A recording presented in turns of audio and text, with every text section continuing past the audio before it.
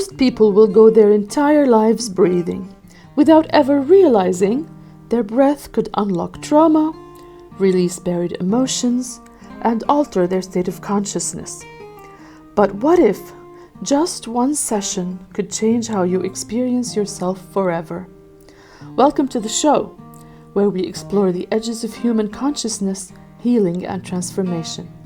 Today's episode is a deep dive into something powerful, intense, and often life-changing: holotropic breathwork. What if your breath, something you do every second without thinking, could unlock buried emotions, expand your awareness, and even help you heal past trauma? Holotropic breathwork is not just a breathing technique. It's a journey inward, a practice designed to access non-ordinary states of consciousness without substances, using only the rhythm of your breath, music, and a safe guided space. But what actually happens during a session? Is it safe? And why are more and more people turning to breathwork instead of traditional therapy? In this episode, we'll break it all down: what it is, how it works, and real experiences from people who have tried it. So whether you're curious, skeptical, or already on your healing journey, take a deep breath and let's begin.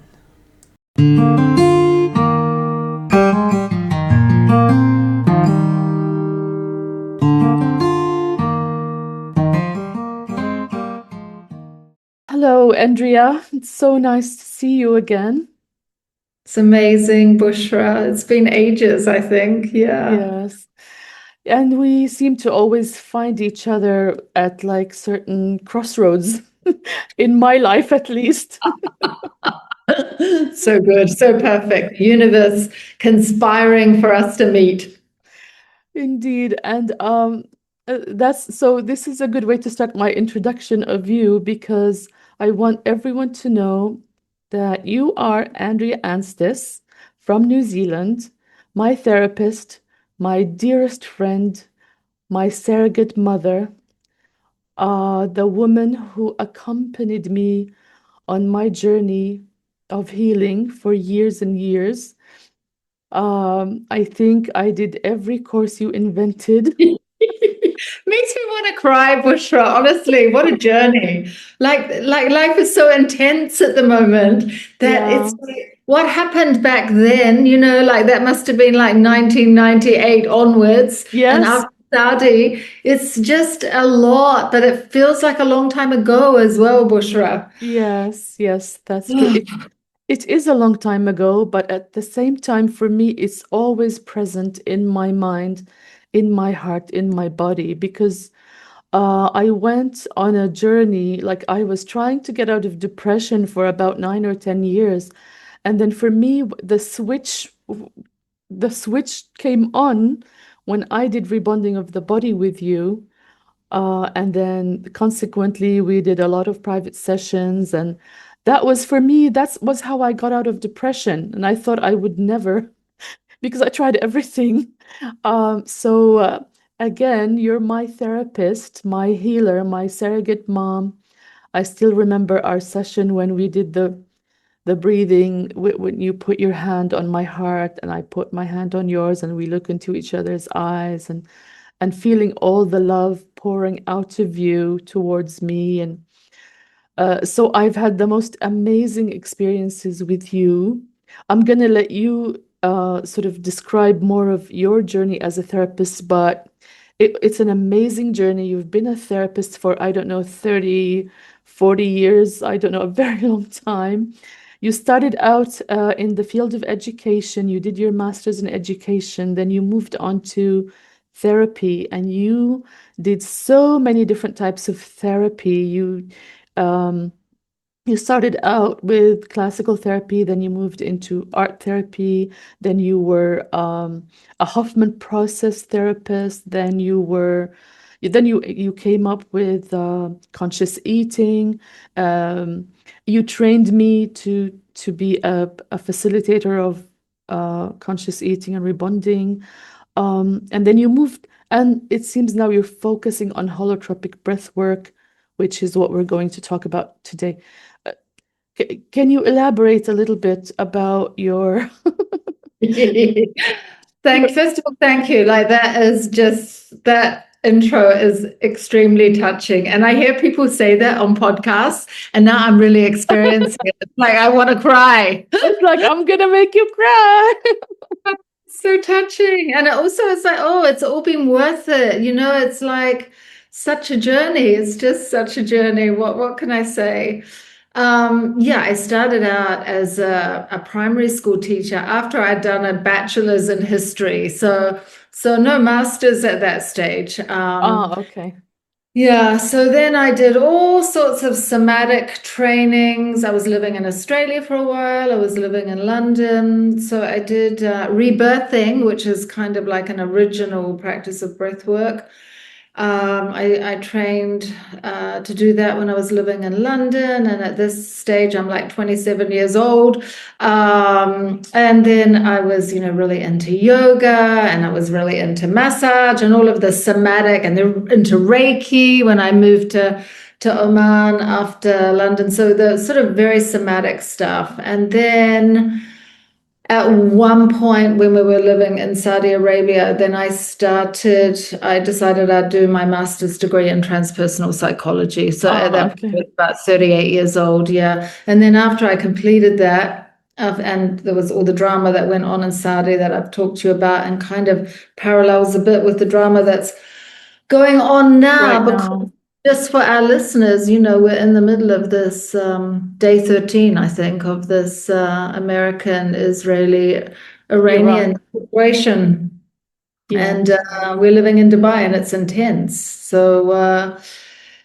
So yeah, it takes me back to my time in Saudi post 9/11 time. And so then I was doing I had my head down. I was studying my master's in transpersonal psychology. And then after that, I started working for the Hoffman process. Hmm. So the Hoffman process has kind of been my major training in terms of understanding patterns and generational traits and how they come down.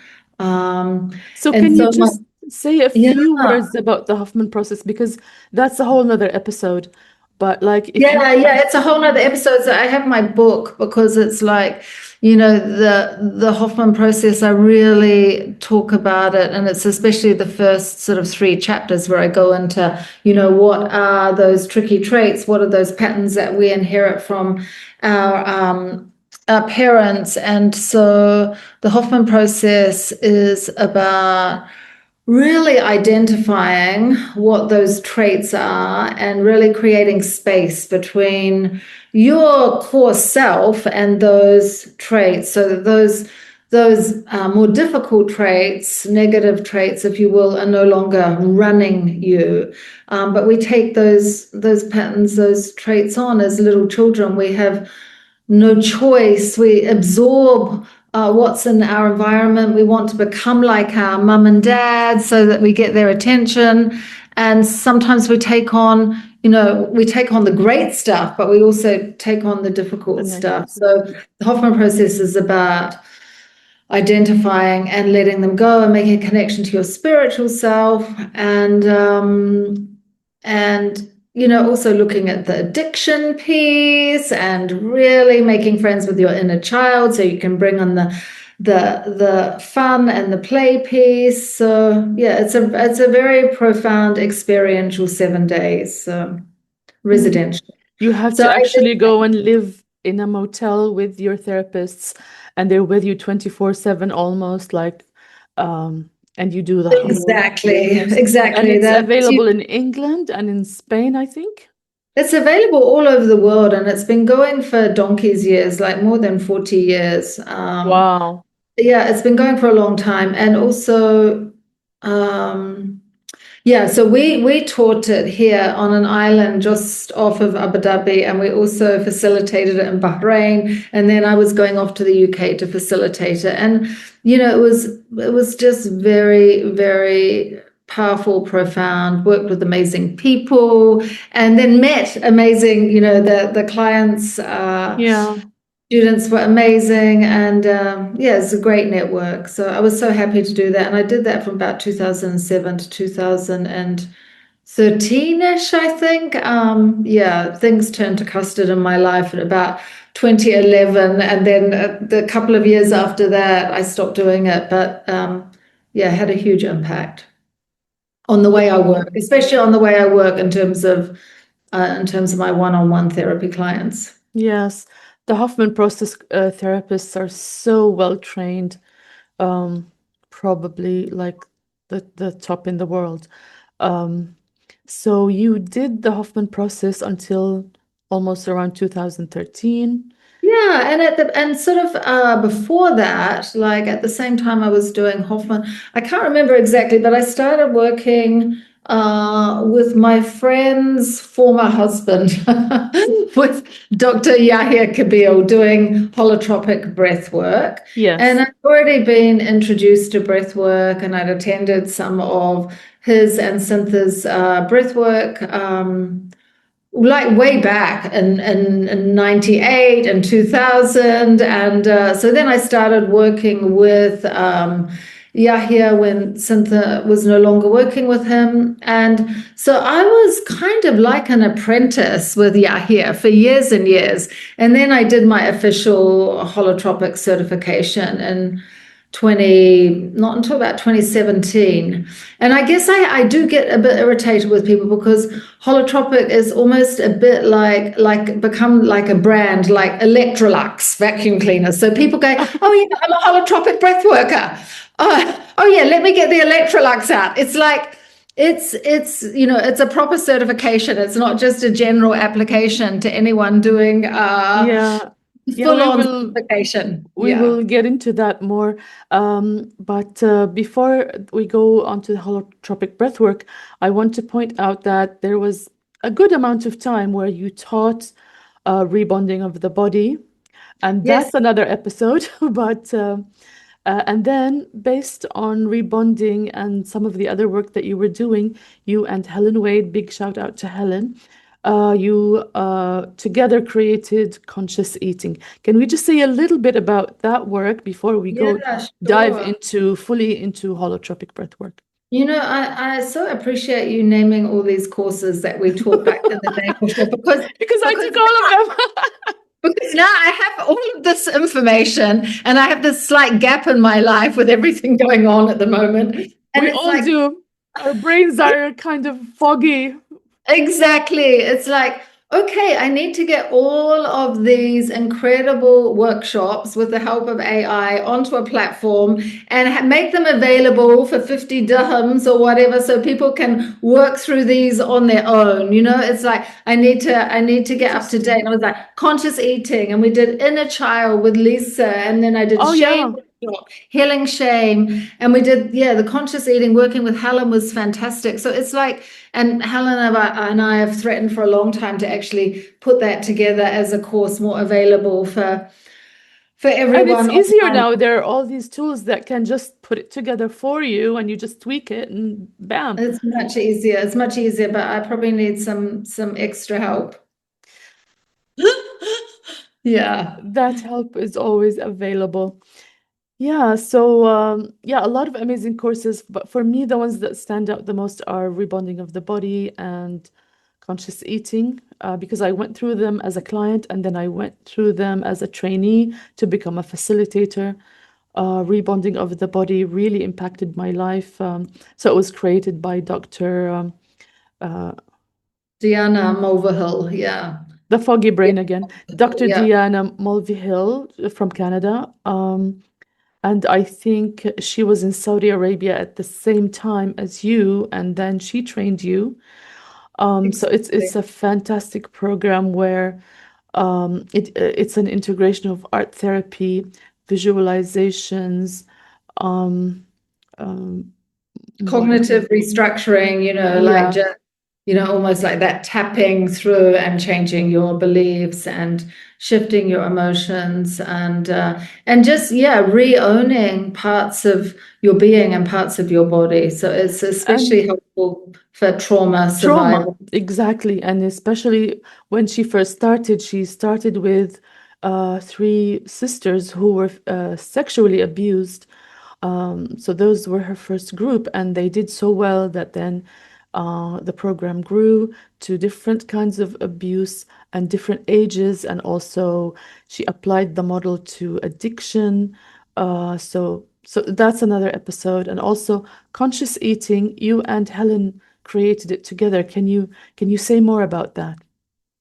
Yeah, I think that we kind of drew heavily on a lot of the work by Susie Orbach, fat as a feminist issue, which was like right back in the 80s.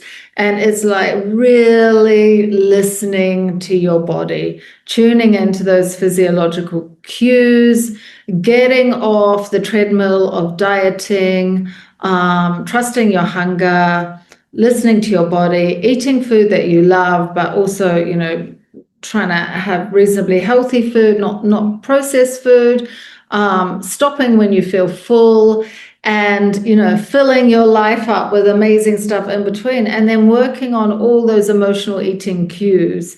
And that practice goes on for me even today. And I experiment with all sorts of things around my body and food, but it's like because our bodies are changing all the time, as we Yeah. go through perimenopause and then actual menopause and then on and on. And it's like, okay, now we're maybe doing more workouts in the gym. So what does my body need now? So around the conscious eating was like just giving up the kind of overeating or the undereating that is kind of pushed hugely in our society, and really starting to trust our own bodies again Amazing. and Yeah. accept ourselves as we are. It's very powerful work. So now that we've tried to cover every aspect of healing that you've worked on throughout your career, oof, okay, so now we dive into holotropic breathwork. So it's just the obvious question, what is holotropic breathwork? How do you define it? Yeah, holotropic breathwork is sort of an experiential therapy that takes you into an expanded state of awareness or a non-ordinary state of awareness. And it was created by Stanislav Grof, and his wife, Christina Grof. And Stan Grof was He was a doctor, right? He was a yeah, he was a psychiatrist. medical doctor and a psychiatrist, yeah, and from Czechoslovakia. And he was invited to the States at the end in the 60s. But his main kind of claim to fame is that he was a LSD psychotherapy researcher. Mm-hmm. So he took something like 1,600 patients through LSD journeys and took extensive notes on his patients. And he's produced so many incredible books. And so he was all about taking people into those expanded states of awareness for profound healing, but using psychedelic using drugs. Substances. Yeah. Exactly.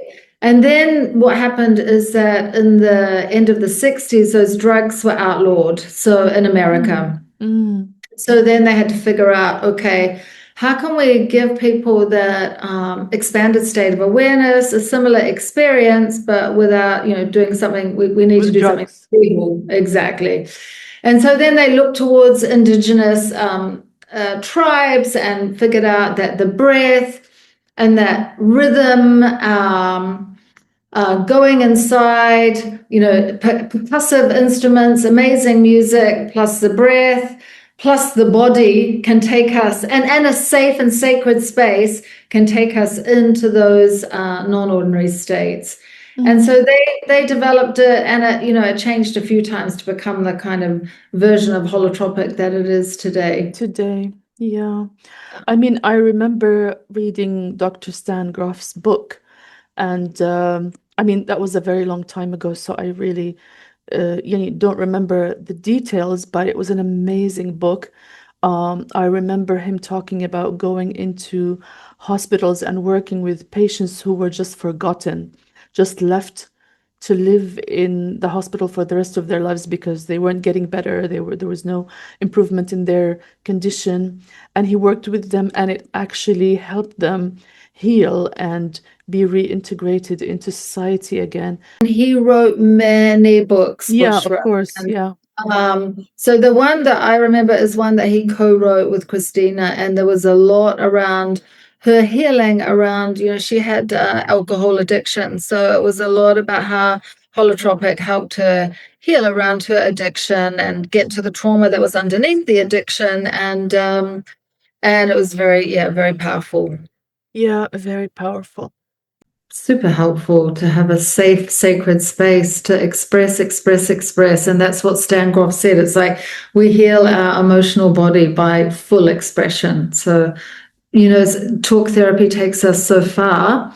And I also just want to point out that I have my clients who do, online talk therapy, but it's like there's a whole other community that tends to come to breath work. And some of them have done stuff like psilocybin or, outside of the country or other kind of plant medicine. So some of them have already Gone through a lot of experiences. yeah, I had a lot of experience of expanded states of consciousness. And the beauty of breath work is that you're more in control because you're not swallowing a substance that has to then be metabolized. And so you can just open your eyes and you can, be aware of your surroundings and you can kind of stop the process. Not that we want you to do that. We want you to go all the way through, but you've got that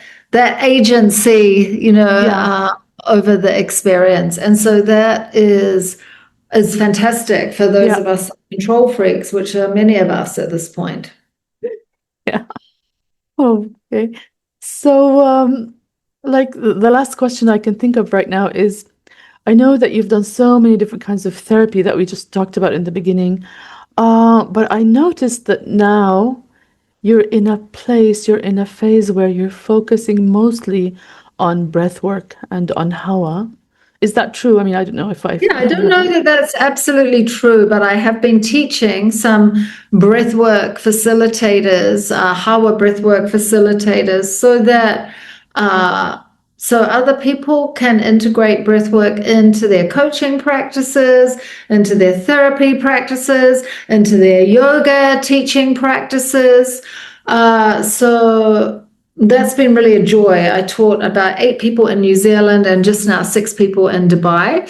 And I really love empowering others. And because teaching was my original training, it's great to put my experience together to teach facilitators.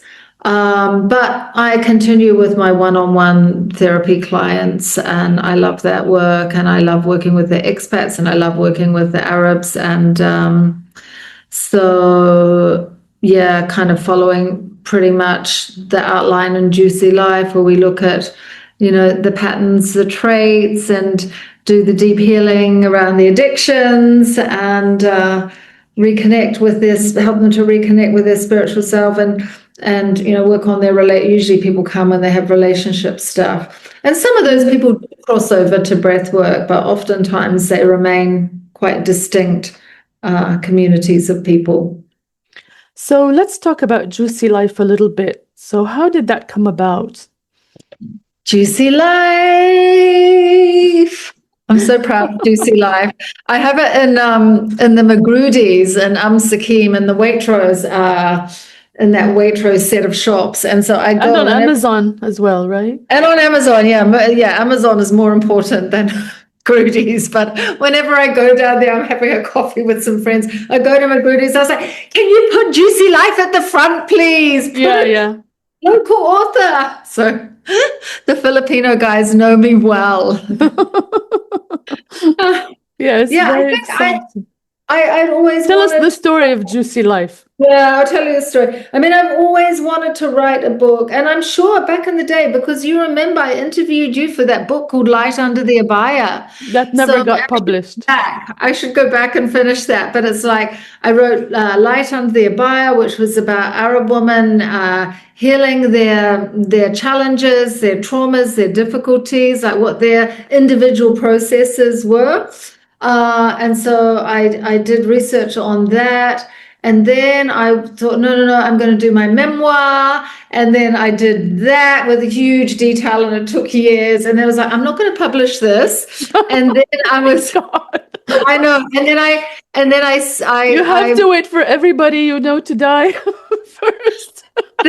then I made contact through this incredible set of circumstances, but I made contact with this woman called Jo Parfit that I knew from when I'd lived in Oman, but we didn't know each other very well when we were in Oman. So I was looking for a writing some help with publishing my memoir at that point, and then I sent it through a psychic suggested that I get in touch with she said there's something called expat.com. Expat, I tell you, that's the expatriate. That's what that stands What's for. this? Hold on. What's the psychic's role in the story? So the psychic, so I must have been talking to the psychic about, I really need some support with where I go, how I go about publishing my memoir. And she came up with this expat.com, and somehow I went online and it took me to Jo Parfit, which was connected. And Jo was somebody I knew from back in the day from living in Oman. And she's got a publishing company, and she's an amazing writer, and she runs writing groups. So I sent her my memoir, and she's like, Andrea, this doesn't quite work, but we can morph it into a how-to book. So we can morph it more into an instructional book. And so I worked with a group of women. So she was the teacher, the main kind of mentor, and there were 4 of us in the group. And she worked us through chapter by chapter. And it was during COVID, actually. And the whole process took about 3 years, but it took about 2 years to write the book and then a year for all the editing. So I worked with her and the other women in the group who were amazing because they gave feedback, and finally produced Juicy Life, which is very much, my desire was then to kind of offer to people who couldn't afford therapy, couldn't afford the psycho-spiritual studies that we do. Therapy is very expensive. It's really expensive. We dedicate so much money to our... So if you traumatized you and you don't have the money, just stay traumatized for the rest of your life. Exactly. Or get Juicy Life and start working through some of the journaling cues.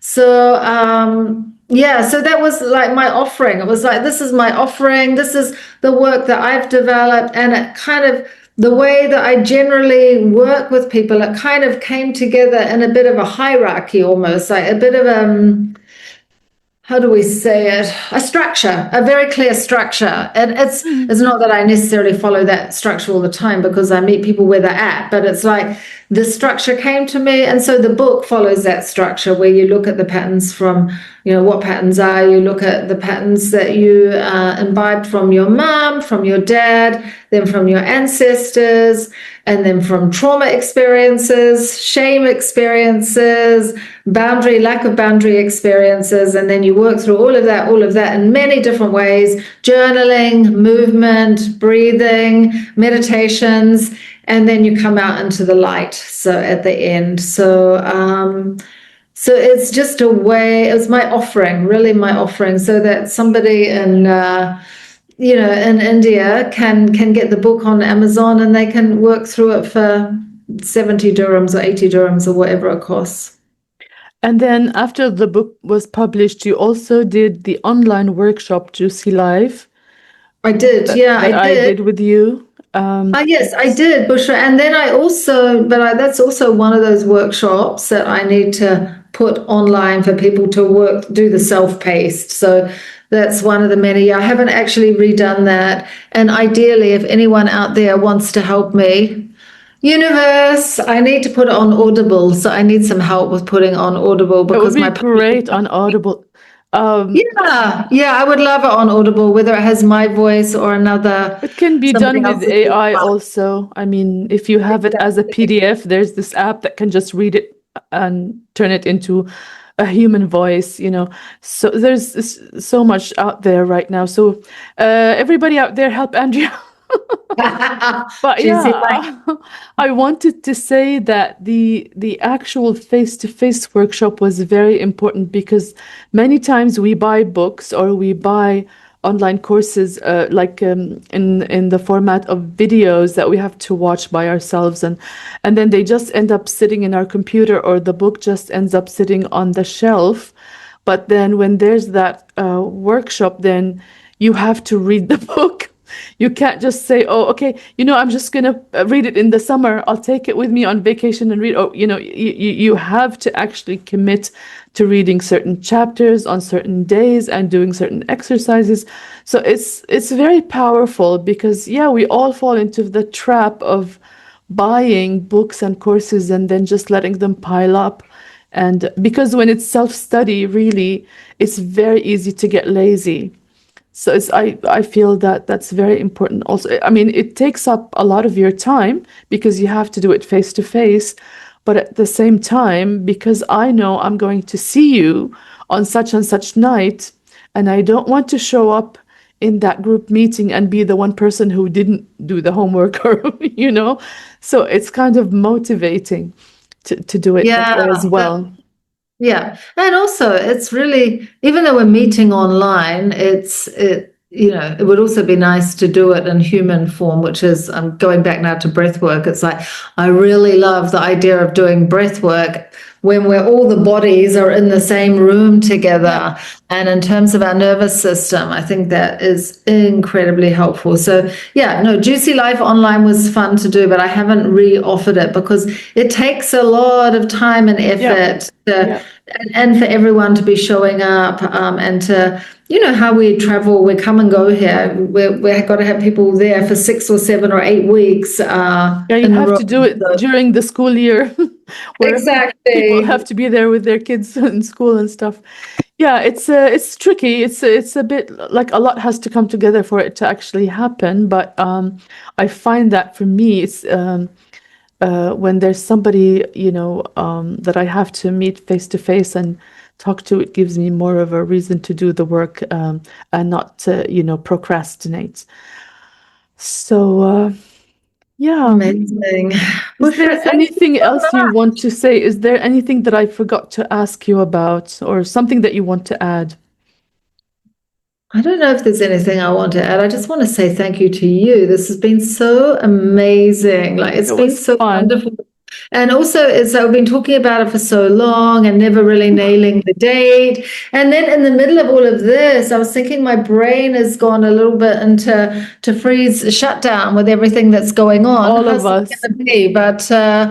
But yeah, just oops, there goes an alarm as we speak. Oh no. Interesting. I'll just turn that off. Yeah. So, listeners, these are the alarms that we get when we need to take cover and stay away from glass. Um, so, yeah, I'm just very, very grateful to you for suggesting it. And it's been so powerful talking about our work. And I also know that you've written a book, and I'm wondering if you've put that on Audible or if you're going to. I am working. So I found this really nice lady in Abu Dhabi who is like a digital marketing expert.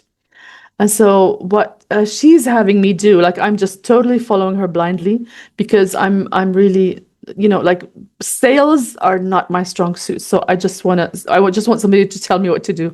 So she is having me work on a webinar, on a free webinar.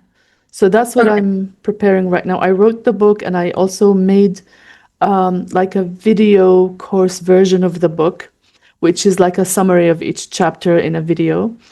And it's been sitting there for 2 years. I've been trying to market it. I've been trying to join different groups or work with different coaches, but it just wasn't happening because it was all in the midst of my father's illness and death and me grieving my father. So my father passed away a little bit over 2 years now, or around 2 years.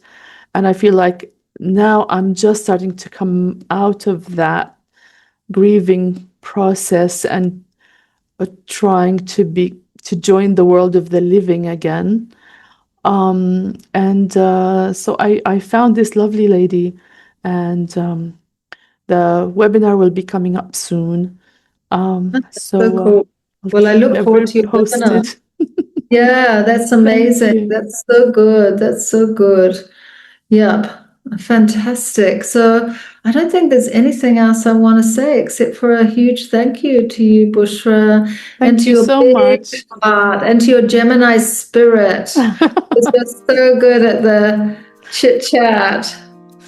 Thank you. And I hope we can do this again and talk about the Hoffman process and rebonding and, some of the other topics that we touched on today, because each one of them is actually an episode on its own. Well, yeah, I would love to. I mean, I'd love to go more into Juicy Life with you, and Yeah. also done the Juicy Life online. And I'd love to. Rebonding is profound, and I'm so grateful to Deanna Mulvihill. And just there's so much to talk about. Yeah, there's a lot in the world of therapy. Very, very interesting to people like us. So thank you so much, and I hope to see you again in another episode, in another topic. Thank you And for just your for a coffee, time. we just need to have a coffee Oh, as well. yeah, hopefully this war will be over soon and we can all leave our houses and, be alive again.